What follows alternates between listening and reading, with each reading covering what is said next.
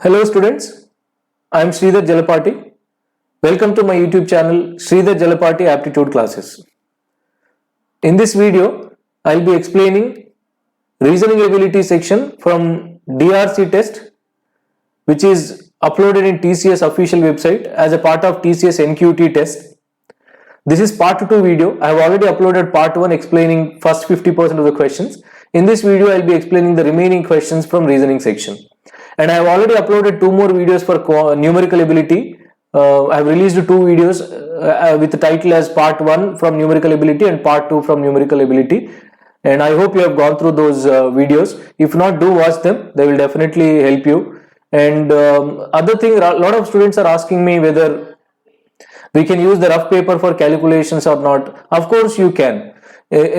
Though it is not using the on-screen calculator or notepad is not comfortable for rough work. So you can use the rough paper, but when you are using the rough paper, make sure that that is visible to the camera. Whatever you are doing, that everything should be recorded. If you want, you can go through the instructions. They have mentioned clearly that you can use the rough paper, but that should be visible to the camera. Now let's start the discussion of this video with reasoning questions from DRC test. And here is the first one. This is from assumptions. I have already explained one question in reasoning part 1 from assumptions. There are altogether 2 questions given from assumptions in reasoning section. A statement is followed by 3 assumptions numbered 1, 2 and 3. Consider the statements and decode which of the given assumptions is or implicit in the statement. I have already explained in my first video, part 1 video, saying that assumption is the hidden part of the statement which is considered to be true, and this is the assumption of the author. You cannot find your assumption or somebody's assumption, or you cannot find this as the general saying. This should be the assumption of the author. That means what is the author considered in saying this? That we have to find out. So here is the statement. An NGO trained farmers in a district to use organic fertilizers instead of chemical fertilizers to improve their yield. So statement is saying that an NGO trained farmers in a particular district to use organic fertilizers instead of chemical fertilizers to improve their yield. Let's see which of the assumptions is implicit. First one. Earlier the farmers were not aware that chemical fertilizers have certain ill effects on health. Now if you see clearly in this statement, he has not mentioned anything about chemical fertilizers harming the health or something. So therefore this is nowhere related to health conditions here. So first first one cannot be the assumption. He asked the organic fertilizers to be replaced with chemical fertilizers to improve their yield, not regarding the health. So first one cannot be assumption. But most of the students take it as a general statement. Yeah, yes, chemical fertilizers are really harmful. So this is the assumption. No, that is your assumption. Here author has not mentioned about whether they are good for health or whether they affect health. So the first one cannot be assumption. Second, after training, the farmers are more likely to reduce the use of chemical fertilizers. Obviously. That's why they are trained, right? They are trained to use organic fertilizers instead of chemical fertilizers. So obviously author assumed that farmers more likely reduce the chemical fertilizers. That's why they are trained. So obviously second one is an assumption. Author assuming that farmers will definitely replace chemical fertilizers with organic fertilizers, or they reduce the usage. Next one. Third. The organic fertilizers are easily available to farmers than the chemical fertilizers. Again, there is no mention about availability or abundance of the fertilizers. So third one cannot be the assumption. Therefore, answer is only 2 is implicit. 2 is the assumption of the author in giving this statement. I hope you followed. Thank you. Let's move to the next one. From reasoning section. This is again from non-verbal ability. Figure series, we can say. What comes in the next figure if they are all following a property in order? So if you see here, the objects are shifting. Now especially if you see the star here, it is here, then in the middle, then in here. After that it should be shifted to the center. It should be shifted to the center because they are all shifting, right? Every other object is also shifting like that. So it should be in the center. So answer can be either first option or second option. Third and fourth eliminated, because star should be in the center. Now out of these two, how do we see? Let us target this triangle. This triangle is initially here, then move to center, then move to the last position, then again come to this. Now it should be in this position. as per the shifting pattern, that should be in this position. In both 1 and 2, that is in that position. So we are not going to come to conclusion with that. Next, look at this triangle. Here this triangle is here, then shifted to this place, and then again shifted, and now shifted to top and rotated, shifted to top and rotated. So next it should be shifted to this place and rotated, right? So therefore first one is the answer, first option. In the second also, triangle is in the same position, but it is not shifted, it is not tilted. So therefore this should be the answer, that is second one is the answer. If you see, the triangle is here, this triangle here, then shifted, and then shifted, and then shifted and rotated, I mean tilted. So next should be, it should come to this place, second place, and tilted. So triangle in the middle, tilted, so that is first option, right? So this is the figure which follows the series. Thank you. Let's move to the next one from reasoning section. Again, this is something related to the numbers, but I don't understand why this is given in reasoning section. It's data interpretation, I can say. It's all about DA, as interpreting the data. 3 shops A, B, C sold cars in January, February, March. These are the shops A, B, C, and they are selling the cars in 3 months, January, February, and March. Let us follow a table here, tabular format. Now, obviously you might be thinking, sir, can we use rough paper to draw all this? Yes, you can. I told you in the beginning of the video, without using pen and paper, no one can answer these questions. And obviously TCS is not expecting you to answer just by looking at the question, right? So therefore you can use, but that should be visible to the camera. Now, the total number of cars sold in these 3 months period by A, B, C were 460, 240 and 500 respectively. That means in all these 3 months together, A sold 460, B sold 320 and C sold 500 cars respectively. Both A and C sold the same number of cars in January. So let us write A and C, same number of cars in January. The number of cars sold by A and C in March was also same. A and C in March is also same. A sold 120 cars in February. That's a straightforward information. A sold 120 cars in February. That is given, and this was half of the number of cars sold by C in March. So as this is 120, this is half of number of cars sold by C in March. So that means number of cars sold by C in March should be 240. Then only this 120 becomes half of that, right? And we are already given that A and C sold same number of cars in March. As C sold 240, that means A also sold 240, right? Now, this total number of cars sold by A in all 3 months is 460. I already know 2 months, January and February and March, which together giving us 360. So this should be 100. Remaining should be 100. And we already know that A and C sell same number of cars in January. As I found A 100, C also should sell 100 in January, because A and C should sell same number of cars in January.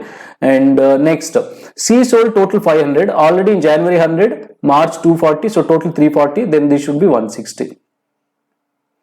Right? And next, A and B sold exactly the same number of cars in February. In February, A and B sold same. So as A sold 120, B also sold 120, because it is given A and B sold same number of cars in February. The ratio of the number of cars sold by B in January and March was 1:4. Now total we know B 320. Already I know 120. Then January and March together should be 200.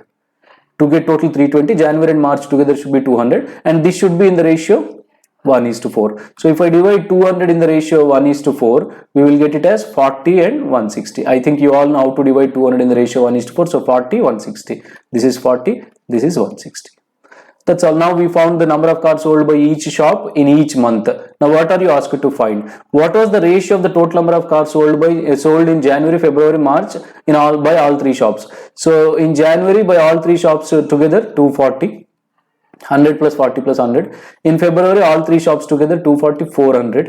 In March, all 3 shops together 480 plus 160, 640. Right? So this is the ratio we want, that is 240 is to 400 is to 640. If I simplify, 83s, 85s, 88s. So 3 is to 5 is to 8. A simple question, not so complicated, and interestingly the calculations are also comfortable, round numbers like all 10 multiples, 100 multiples, good numbers, so you don't get any frustration in calculating these. You will feel very pleasant in calculating all these, right? Okay, thank you. So answer is second option. Next one from reasoning section. This is from blood relations. Already I have explained three questions in part 1. So if you see in reasoning section, they have given more weightage for blood relation questions. So you can make a note of this and you can give importance for this topic in your preparation. Right. In a family, 8 persons with 2 couples having 2 children each. B and D are brothers. It is very important that there are 2 couples each having 2 children. Given B and D are brothers, so these are brothers, therefore both are male. I am writing the gender in brackets, and each has 2 children. So B has 2 children, D has 2 children. Who are they? We do not know. E is the aunt of A. Who is the cousin of? So who is the cousin of C? Here, what is the straightforward information? You can go for it. F is the wife of B. F is the wife, so F is female because B is male, and these two are wife and husband. If E has to be the aunt of A, then obviously E must be the wife of D because there should be 2 couples, right? So E must be the wife of D, so E female, and these two are again husband and wife. And this E has to be the aunt of A, that means A must be the child of this couple, F and B. A must be the child of this couple, then only E becomes aunt of A. And this A is the cousin brother of C. That means C is going to be one of the children for B and E. For this couple, C is one child. And A is the cousin brother of C. So being a cousin brother, A is male. Actually, there is no word called cousin brother in English, but people have used it. We simply call it as cousin. But just to say the gender, it's given. I think just to say that A is male, it is given. C is the sister of H. So C and H are sisters. C is sister, female. And this H is the cousin brother of G. So that means H is male, and this H is the cousin brother of G means G is the other kid of second child of F and B.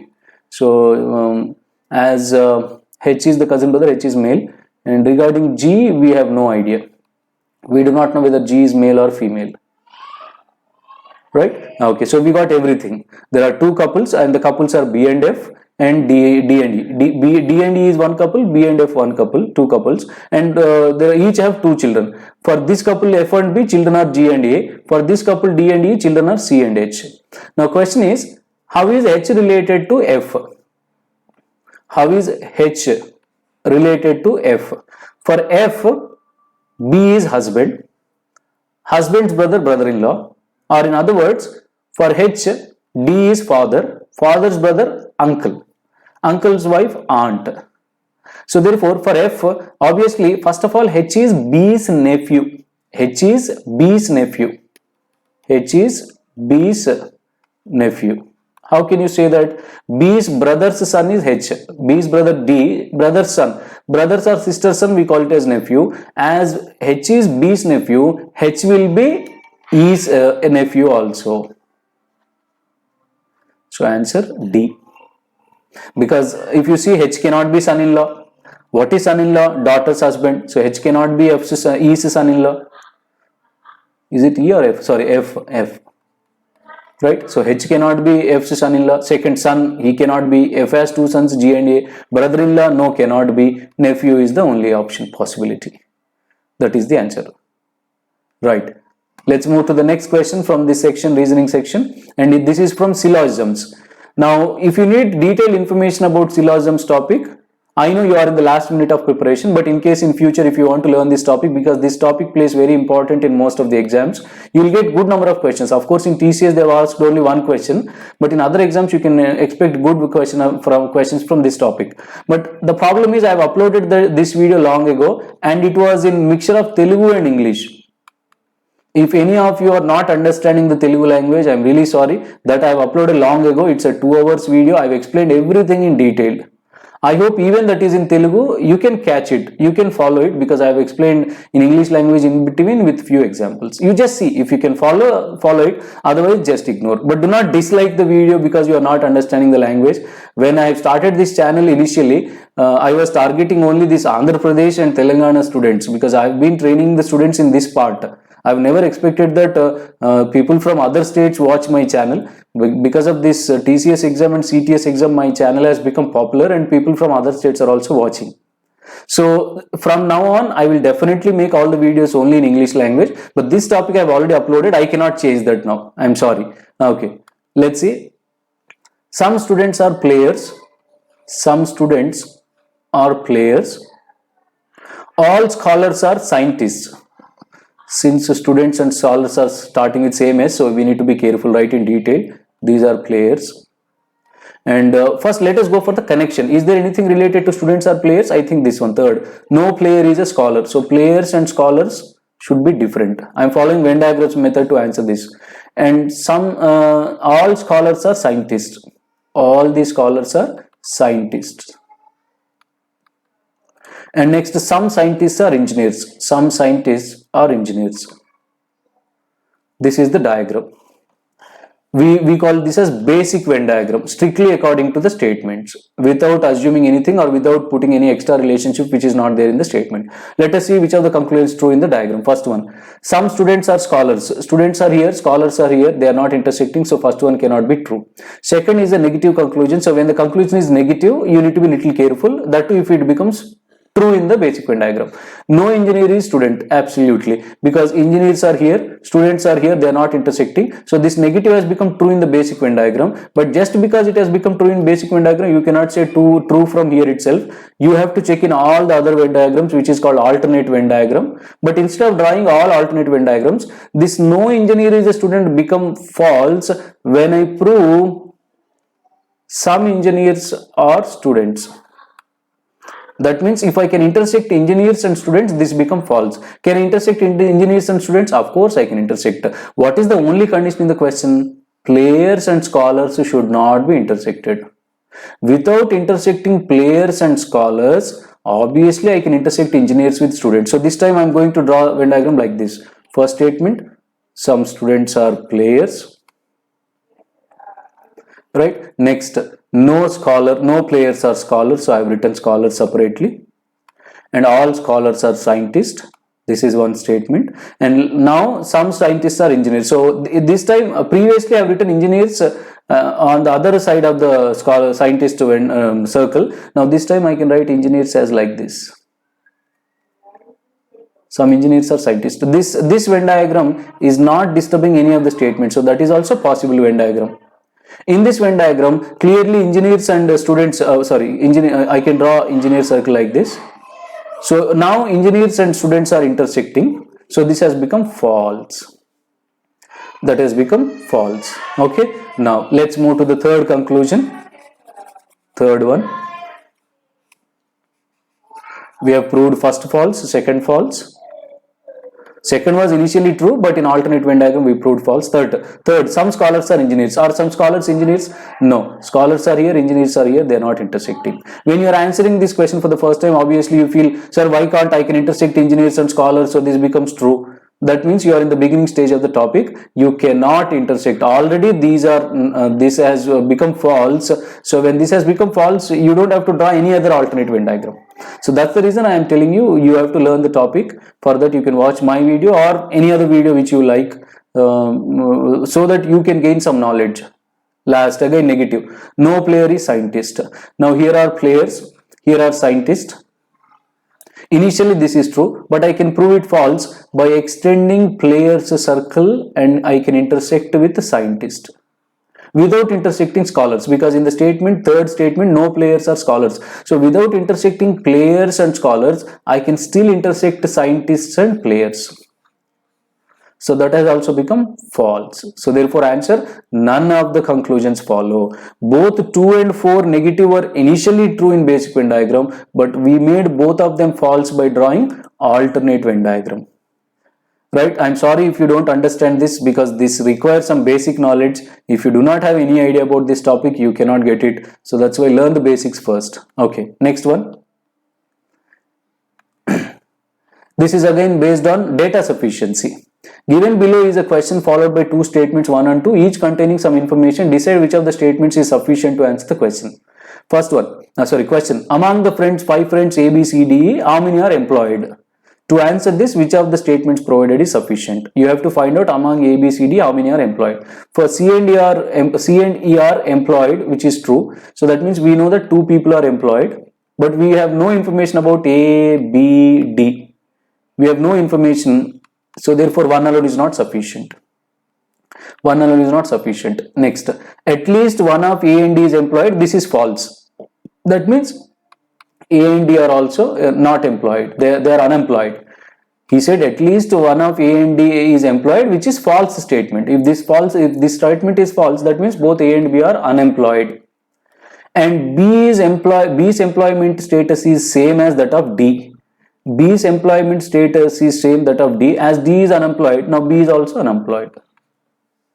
But from this statement, we have no information about C and E. In the second statement, we have no information about C and E. Don't say that, sir, we have already know that C and E are employed. That is from first statement. When you are analyzing 2 alone, you cannot use first statement information. So in the second, we know that A, B, D are unemployed, but we have no information about C and E employment status. So 2 alone is not sufficient. When individually are not sufficient, next what we have to do? We have to combine. So if I combine, I came to know the employment status of everyone, and in that how many are employed? 2 are employed. So this I am able to answer by using both 1 and 2 put together. So answer both 1 and 2 together required. Both 1 and 2 together required. That is first option. Both statements are necessary to answer the question. Right, thank you. Let's move to the next one. Again, data interpretation, I can say, this is part of reasoning section, but involves calculations, percentages. In a class, 40% of the students are girls, among whom 25% are rich. Among the boys, those who are rich, 150%, all that. At the end, what is the crucial information? You pause the video, read the information.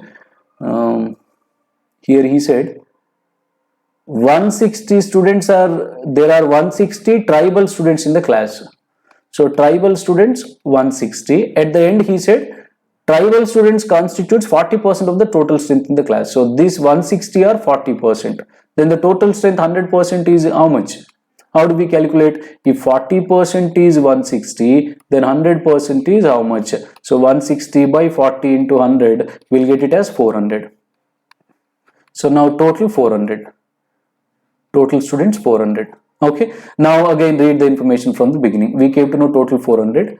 In that 400, 40% of the students are girls. So what is 40% of 400? 160, and these are girls.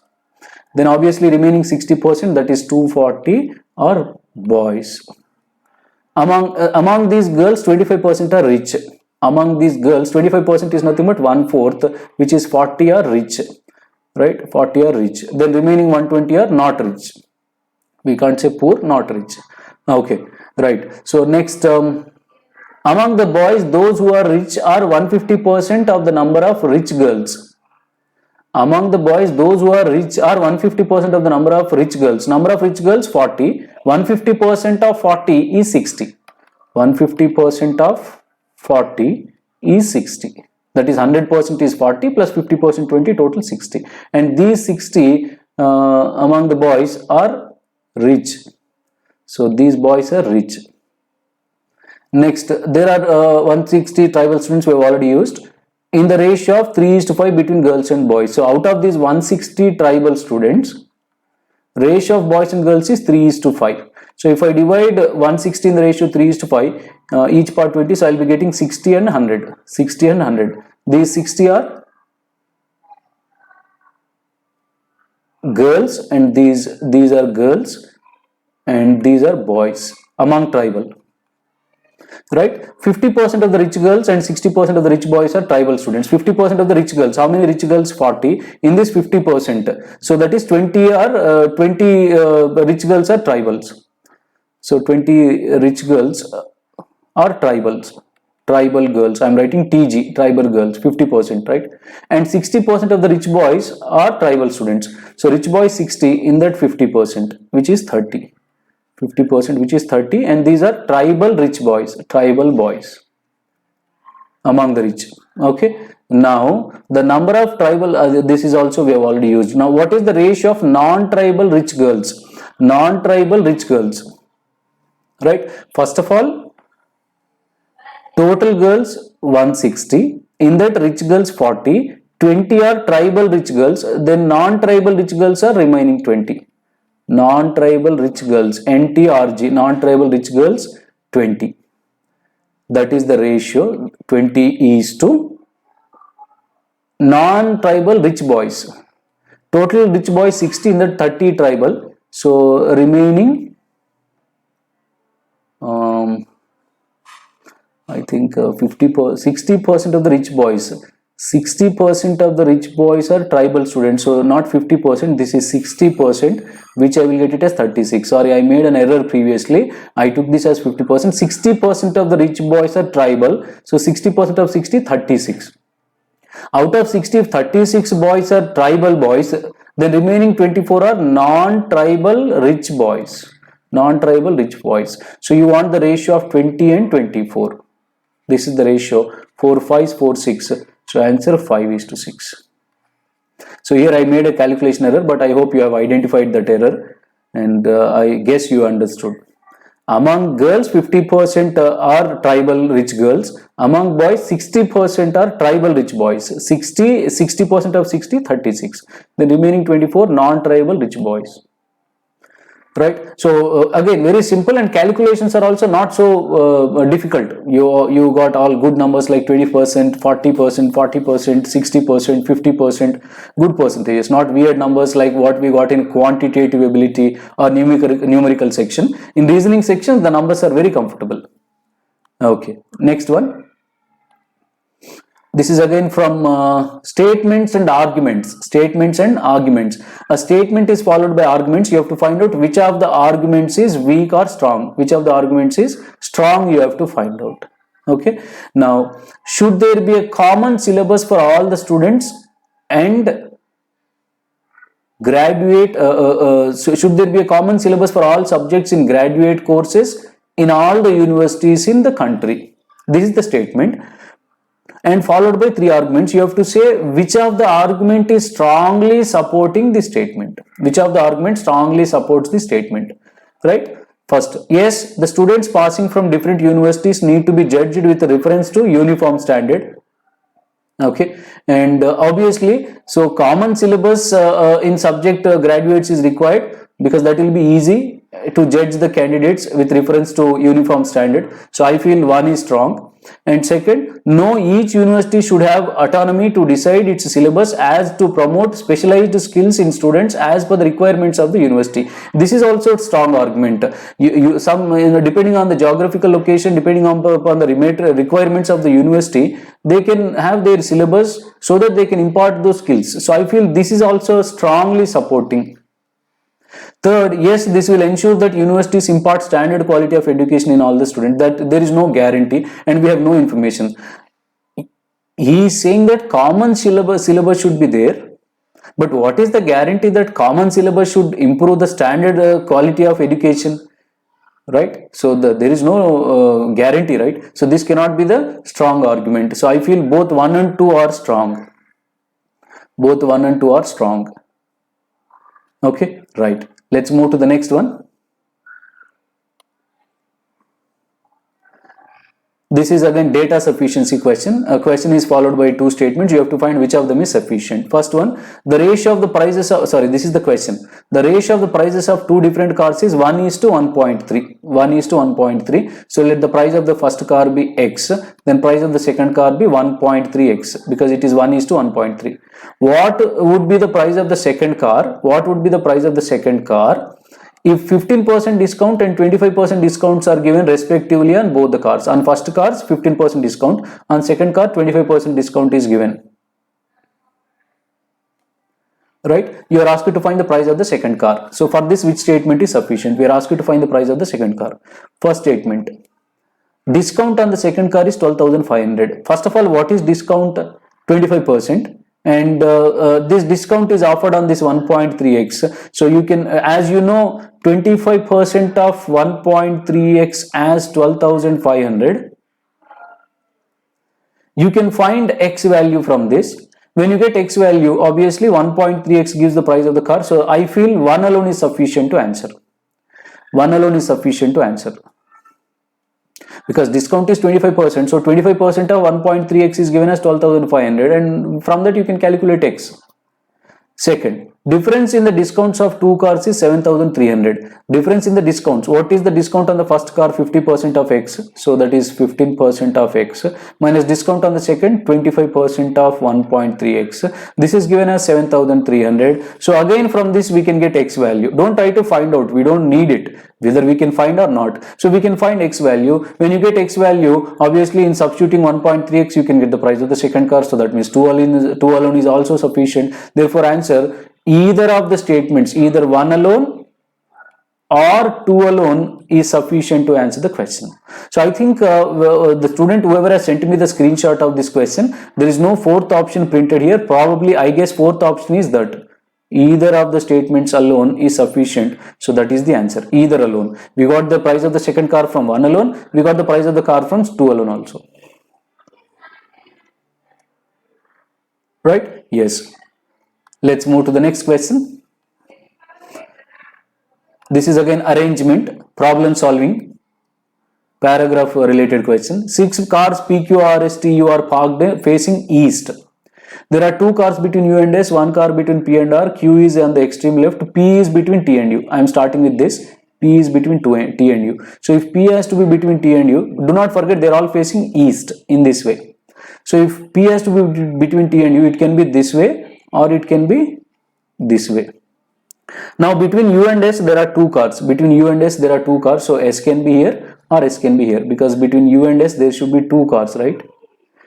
Any of these 2 cases possible. Next, between P and R there is 1 car. Between P and R there is 1 car. So R can be here or R can be here. Between P and R there should be 1 car. So it can be this or this. And obviously Q is on the extreme left. So that means this should be the place of the Q.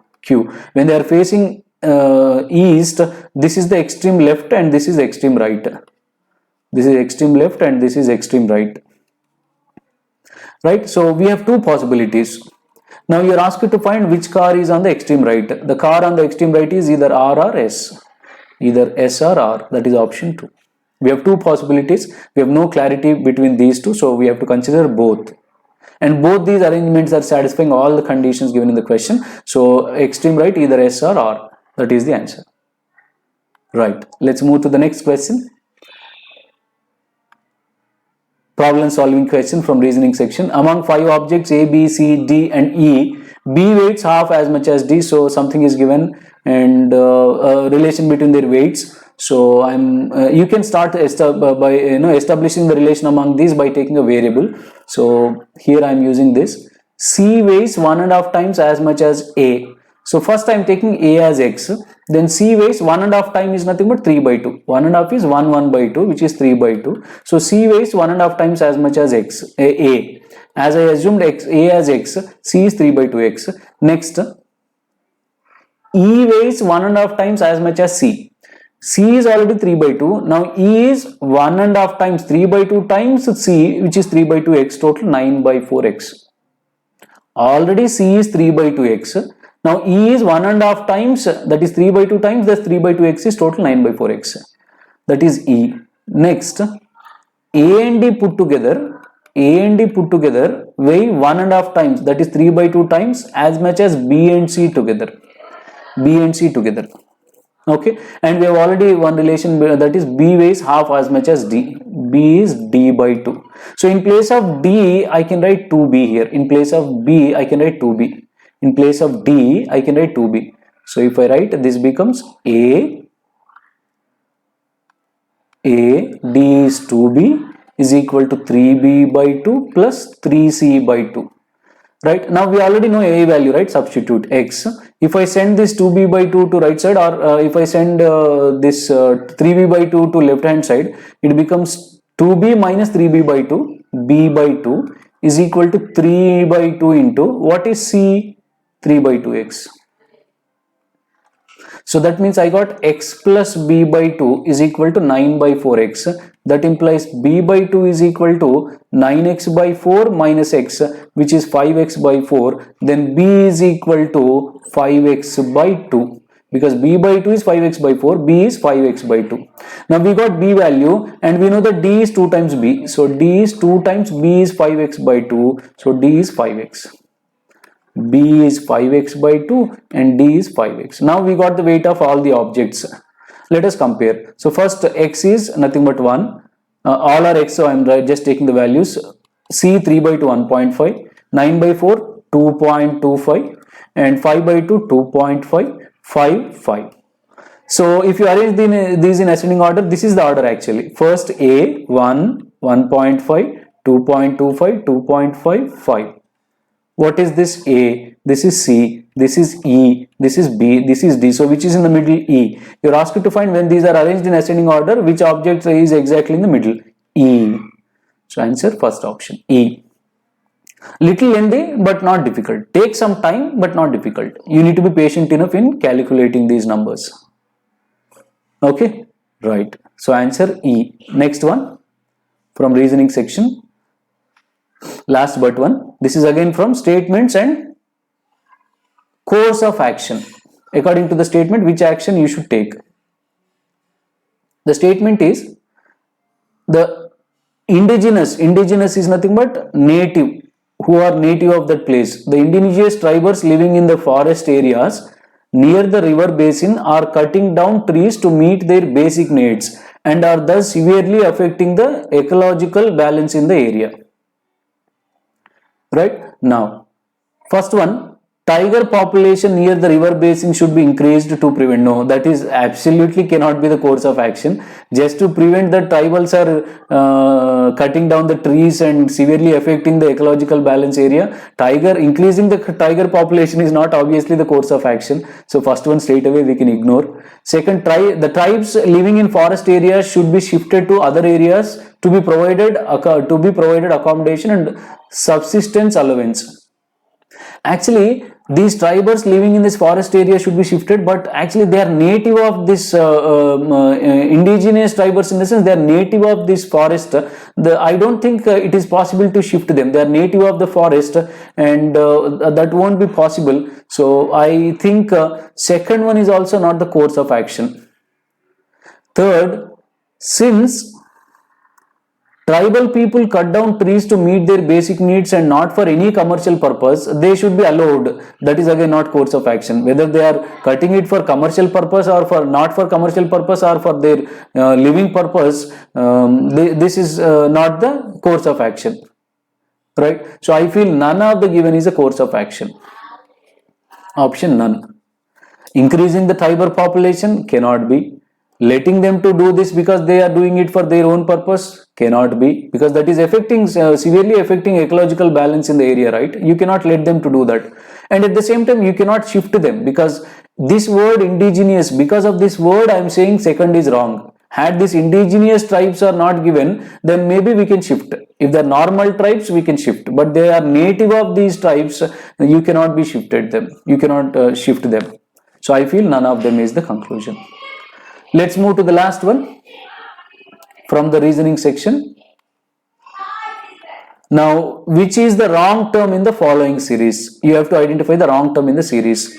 Now, first, if you see, instead of checking all of them, go by options P, Q, R, 16, 11, R is 18, G, T, I, 7, 29, K, Q, N, 11, 17, 14, and VEX 22, 5, 24. Now if you say in all them, sum of the first two 27, 16 plus 7, 20, 16 plus 11, 27, 7 plus 20, 27, 22 plus 5, 27. But in this 11 plus 17 is not 27. So this is the third one is the different one. That is the wrong term in the sequence.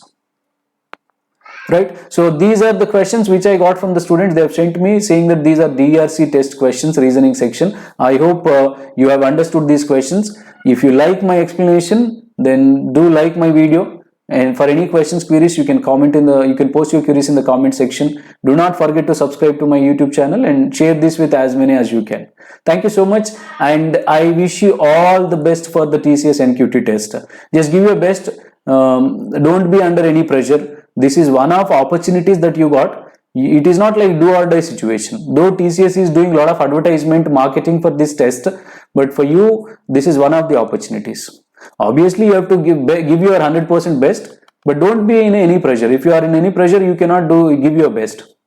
And do not believe in any rumors, right? And while taking the test, be careful. Some students are asking me, instead of ID, I have entered my roll number. Instead of roll number, I have entered ID. See, all these are silly mistakes. At this age, 21 years or 20, more than that, you cannot expect to do that silly errors. And I know you don't do this intentionally, but in that pressure situation, you are made to do all this. That's why I'm telling you, keep calm and just give your best. Once again, wishing you all the best.